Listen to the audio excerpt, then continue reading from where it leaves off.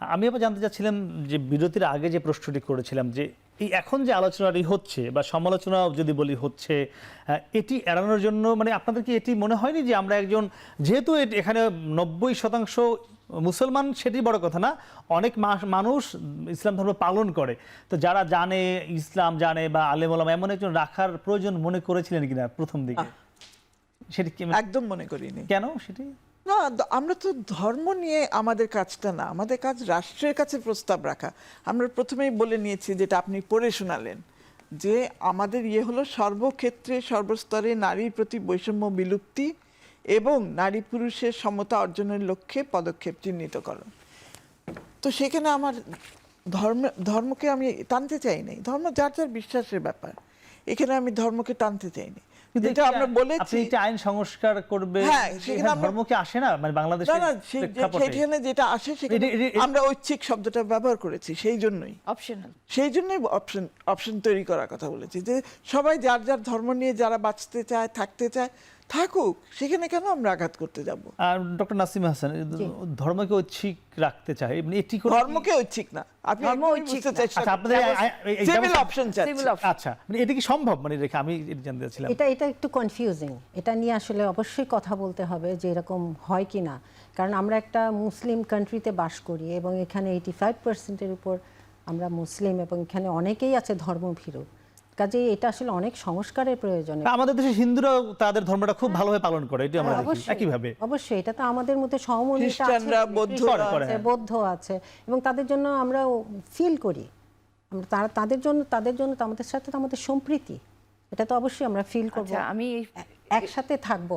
But এটাও ঠিক যে ঐচ্ছিক এনে আমার মনে হচ্ছে এটা খুবই কনফিউজিং হবে। এইভাবে এটা আসলে অনেক ক্লিয়ার করতে হবে তাহলে এই কমিশনের সমস্ত কিছু। হ্যাঁ, এটা আমাদের আরো চিন্তা ভাবনা তো করতেই হবে। এবং আমি আরো বলবো যে যেমন এখানে যৌনকর্মীদের কথা আছে, এটা নিয়ে তো প্রচুর আমরা এটি একটু আলোচনা করি, যেহেতু আপ্পাই বিষয়টি এনেছে। আপনারা বলেছেন যে যৌনকর্মীদেরকে শ্রমিক হিসেবে স্বীকৃতি দেয়া। আচ্ছা, কোন ধর্মে কি যৌন পেশাকে স্বীকৃতি দিয়েছে আপনাদের? আমি জানি না, আমার জানা নেই। আমি তো ধর্মের ব্যাপারে আমি এক্সপার্ট না। যৌনকর্মী এমন একটা বিষয় যে সমাজে আপনি রাখছেন তাকে, আবার স্বীকৃতিও দিচ্ছেন না, কিন্তু তাকে আবার বাদও দিচ্ছেন না, মানে এইরকম অবস্থা। বাংলাদেশে একটা আইন ছিল, যেটা হলো মানে 1923 একটা আইন ছিল, যে আপনি যৌনকর্মীকে ইলিগাল বলেন নাই, আনলফুল বলেন নাই, কিন্তু মানে ব্রথেল রাখা বা যৌন মানে রাখা, করা, এগুলোকে অবৈধ বলা হয়েছিল।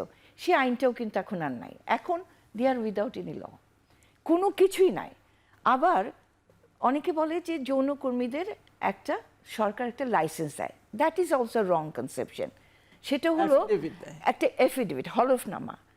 একটা ব্যক্তির, বাংলাদেশে যে কোনো ব্যক্তির, সে প্রফেশনটা স্বইচ্ছায় বেছে নিল, সেই স্বইচ্ছায় বেছে নেওয়াটা সে তখন বলে, এবং ওটা থেকে দেখায় যে আমাকে কেউ জোর করে করেনি, কিছু করেনি, আমি স্বইচ্ছায় যৌন পেশাটা নিলাম। এটাই কিন্তু সে থানায় দেখায়, সব জায়গায়। Otherwise there is no such law যে এটাকে ইলিগাল করেছে। ইলিগাল করে নাই, আবার লিগালও করে। যে আপনারাই বলছেন যে কোনো ধর্ম স্বীকৃতি দেয়নি, তাহলে আপনাদের কেন মনে হলো যেহেতু কোনো ধর্মই স্বীকৃতি দেয়নি আপনাদের স্বীকৃতি কেন দিতে হবে? মানে এটা কেন আসলো মাথায়? অনেক জায়গায় নিষিদ্ধও করে নাই, কোনো জায়গায় না। Nowhere it is legal, nowhere it is, মানে ধর্মের সবসময় অস্তিত্ব ছিলই, আপনি অস্বীকার করতে পারবেন না। ইতিহাস দেখেন, how the women war always tortured, abused. এই কথাগুলো কিন্তু আমরা ভুলে যাই, যে মহিলাদেরকে আমরা ব্যবহার করেছি। সেই মহিলাদেরকে যখন ব্যবহার করার জন্য, সেই মহিলারা যখন বলতে চায় যে আমাদের ব্যবহার করার জন্য আমাদের উপর যে টর্চারটা হচ্ছে সেটাকে বন্ধ করতে হবে, তখন আপনি তার ভয়েসটাকে বন্ধ করে দিতে চান। আমাদের প্রতিবাদটাকে ধর্মীয় আইন বলবো না, এটা হলো পেট্রিক্যাল সোসাইটি, পিতৃতান্ত্রিক সমাজ ব্যবস্থায়। কিন্তু একটা নারী যখন প্রতিবাদ করতে শিখে, তখন সে নির্যাতনের বিরুদ্ধে কথা বলে, তার অধিকার বঞ্চিতের কথা বলে, তখন কিন্তু তাকে বন্ধ করা হয়।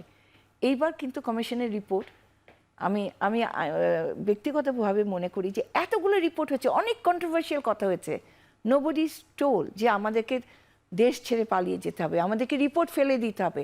ওইটা তো বলতে পারেনি, কারণ তারা বলবে না, কারণ তাদের স্বার্থ ওখানে লেগে আছে। আর নারীদের নিয়ে কথা বলাটা বাংলাদেশে খুবই সহজ, যা আচ্ছা বলা যায়। ফতোয়া তো ছিল, এতদিন তো ফতোয়া দিয়ে আসছিল, এখনও দিচ্ছে। এই তো কিছুদিন আগে হয়ে গেল, একটা মেয়ে হেঁটে চলছিল, সেখানে একজনকে, তারপরে তাকে নিয়ে আসা হলো, তাকে জামিন দিয়ে যখন বের করা হলো তার গলায় মালা পরানো হলো। আমরা এই রকম একটা সমাজ ব্যবস্থায় আছি যেখানে নারীদের ইচ্ছা করে তারা নিজেরা চলবার স্বাধীনতাও তাদের নাই। তো এখানে নারীদের নিয়ে কথা বলাটা খুব সহজ, কারণ আমি যে ইনকাম ট্যাক্সটা দেই, সেই ট্যাক্সটাও কেউ হিসাব করে নেয় না। যদি সঠিকভাবে তার কাছ থেকে, প্রতিটি লোকের কাছ থেকে যদি ইনকাম ট্যাক্সটা আদায় করে নেওয়া হতো, তাহলে কিন্তু এত সাহস পেত না আমার মনে হয়। জি, আমরা আসছি। আমরা একটু ডক্টর নাসিম হাসান আপনার কাছে যেতে চাই। একটি হলো, বলতে চাই কি আপা, উনি আমি সাথে একটি প্রশ্ন যুক্ত, এটি সাথে একটি প্রশ্ন আমার রয়েছে, যেটি আমরা শুরুতে বলেছিলাম যে এই কমিশনে একজন ইসলাম জানাশোনা জ্ঞানী আলেম রাখা উচিত এটা আমি ছিল বলতে কিনা। চাই। জি, আমরা যে বলুন, এটি আগে বলুন যেটা বলছিলেন। আমি মনে কি সদস্য কোনটা আগে হ্যাঁ, না আপনি আগে আবার কোথা থেকে বলুন। হ্যাঁ, ওনার ইয়েতে বলতেছিলাম যে আসলে যৌনকর্মীরা তো আমি বলবো যে টর্চার্ড অ্যান্ড অ্যাবিউজড। কেননা আমি বলবো যে তাদেরকে যেই পেশা দেওয়া হয়েছে, এই পেশায় আসলে কোনো মর্যাদা নেই। তাদের শ্রমের মর্যাদা দিলেও তারা সেই মর্যাদা পাবে না। তার চেয়ে পুনর্বাসন করা হোক। তাহলে আমি বলবো কি, ড্রাগ অ্যাডিক্টকে কিন্তু পুনর্বাসন করা হচ্ছে, এবং আমি ড্রাগ অ্যাডিক্টের যে বাসন আছে ওখানে আমি গেছি 2-1 বার, এবং দেখেছি যে হাজার হাজার টাকা খরচ করা হয়, তাদেরকে আবার পুনর্বাসিত করা হচ্ছে। এদেরকে পুনর্বাসন করা তার চেয়েও সহজ হবে, তাদের মধ্যে নিশ্চয়ই কোনো স্কিল, সংখ্যাটা অনেক কম, কিন্তু ড্রাগ অ্যাডিক্টেডের চেয়ে যৌনকর্মীর সংখ্যা কিন্তু কম। আমাদের যে বিশ্ব স্বাস্থ্য সংস্থার তথ্য আছে তাতে ড্রাগ অ্যাডিক্টেডের সংখ্যা বাংলাদেশে প্রায় 25 লাখ, আর সেখানে যৌনকর্মীর সংখ্যা কিন্তু 1 লাখ বা এর আশপাশে। 1 লাখের আশেপাশে। এবং আরেকটা আমার এখানে সহজ আরো কিছু পয়েন্ট আছে। বিশ্ব স্বাস্থ্য সংস্থা এবং আরো আছে আপনার এনসাইক্লোপিডিয়াতে, এগুলো পড়লে দেখা যায় যে এটাকে আসলে কোনো পেশা হিসাবে কেউ কখনো বলেনি। আরেকটি হলো কি, যদি আমি এটা রাখি, হ্যাঁ, এখন আমি যুক্তিতে আসি, যদি রাখি তাহলে কি হচ্ছে, তাকে কি আমি তার ক্লায়েন্ট থেকে, তার ক্লায়েন্ট কি তার জন্য প্রোটেকশন নিচ্ছে? আসলে কিন্তু নিচ্ছে না। আমারই এক ছোট বোন তুল্য, উনি ডাক্তার, জনস্বাস্থ্য বিশেষজ্ঞ, এবং এইসব জায়গায় কাজ করেছে, ডক্টর শামিলা নাহার। সে আমাকে দুঃখ করে বলেছে যে আমরা গেছি জাস্ট তাদেরকে সচেতন করতে, কিন্তু কোনো ক্লায়েন্ট প্রোটেকশন নেয় না।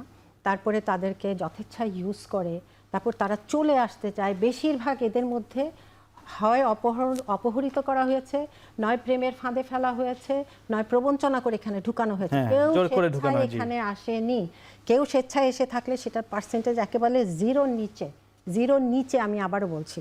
এবং আরেকটা জিনিস বলবো যে যদি প্রোটেক্টেড না হয় তারা ক্লায়েন্ট থেকে, তাহলে HIV, এইডস থেকে এবং STD, সেক্সুয়ালি ট্রান্সমিটেড ডিজিজ, এগুলো থেকে কি আমরা বাঁচাতে পারবো? তার শ্রমের মর্যাদা দিয়ে কোনো লাভ হলো না, তাহলে সে তো নিজেই বাঁচতে পারবে না।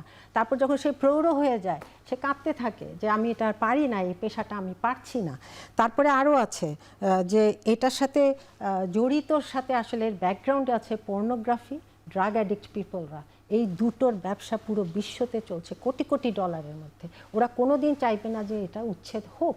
কাজে আমাদের কিন্তু মূলে হাত দিতে হবে। যৌনকর্মীকে আমি যদি শ্রমের মর্যাদা দেই, সে কিন্তু শান্তি পাবে না। আমি যে প্রশ্নটি করেছিলাম যে ইনক্লুসিভ কমিশন করা যেত কিনা। জি, অবশ্যই, কারণ প্রয়োজন ছিল কিনা আমি মনে করি প্রয়োজন ছিল। এখানে আসলে বিভিন্ন আপা বলছিলেন কিন্তু তারা সজ্ঞানেই রাখেনি, এটিও বলছিলেন ওনাদের, কারণ আমরা 150 সদস্যের কমিশন তো করতে পারি না। আপনি 10 জনে একজনকে রাখার প্রয়োজন মনে করেননি? এই যে আজকে এত আলোচনা সমালোচনা হচ্ছে এটি নিয়ে, আমি তো আলোচনা সমালোচনাকে তো আমি স্বাগতম জানাই। আমি মনে করি এগুলো আলোচিত হওয়া দরকার। সমালোচনা হলে, বিতর্ক হলে সেটা ভালো, কারণ এইসব ইস্যুগুলো জনপরিসরে আসা দরকার। এগুলো নিয়ে সেই আলোচনাটা আপনাদের কমিশনেই হওয়া যেত কিনা? যদি আপনি কমিশনে কেন করতে হবে? এখন আমরা রিপোর্ট দিয়েছি, রিপোর্ট পাবলিকে মানুষ আলোচনা করছে, মানুষ আলোচনা করবে, সমালোচনা করবে, বিতর্ক করবে, তর্ক করবে, এটা তো স্বাভাবিক। বলুন। সরি, আরেকটা পয়েন্ট আছে, যেহেতু এটা নিয়ে আমি নিজেও খুব দুঃখিত হই, চিন্তাও করি, কারণ একটা নারীর জীবন নিয়েই তো এই যৌনকর্মী, সেও তো একজন নারী, এবং আমাদের যে কেউ কারো না কারো আসলে বোন বা স্ত্রী। এখন কথা হলো তাদেরকে পুনর্বাসিত করা উচিত, এবং এটার জন্য সরকার থেকে স্টেপ নেওয়া উচিত। আরেকটি হলো কি যে 2005-এ আমি একবার একটা ইনভাইটেশনে, এটা ছিল international visitors leadership program in USA. সেখানে স্টেট ডিপার্টমেন্ট থেকে একজন ভদ্রলোক ছিলেন, দুজন অফিসার ছিলেন। জি তো উনি আমাকে বলছেন, আমি খুব অবাক হয়েছে, এটা 2005-এ, আজ থেকে কত জি আগে, 20 বছর আগে। জি হ্যাঁ, উনি আমাকে বলছেন যে তুমি কি জানো যে আমাদের ইয়াং জেনারেশনের প্রবলেমটা কি? তা আমি বলছি হ্যাঁ বলো, কারণ তার সাথে তো আমার অনেক কিছুই মিলবে না, সাদা চামড়ার একজন আমেরিকান। সে বললো জানো এটা হলো পর্নো আর ড্রাগ, শেষ করে দিল।